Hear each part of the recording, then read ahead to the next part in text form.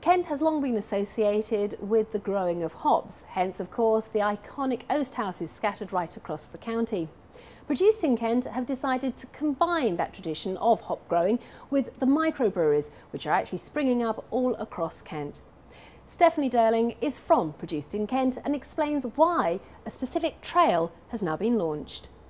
The walk is just under 5 miles long and it goes through a hop farm, it goes through orchards, apple orchards, it also goes through a vineyard and it's located at Sandhurst near Cranbrook.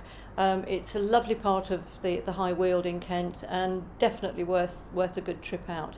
And of course there will be hostelries, not necessarily on the walk but certainly within easy reach of where you're walking, so you can have a nice beer when you've finished.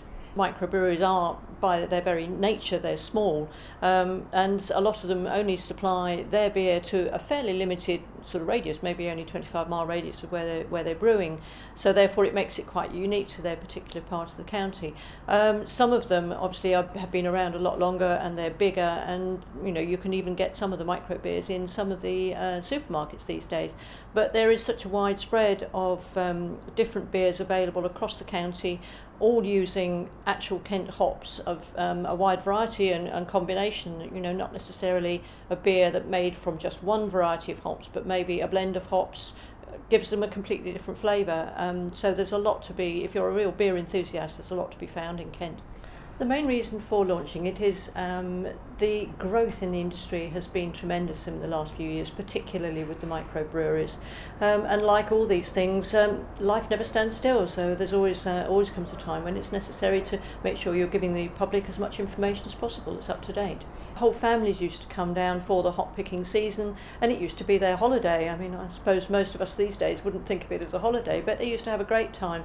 Their accommodation, I have to say, was left a lot to be desired, and I don't think they were getting their en suites like we do today.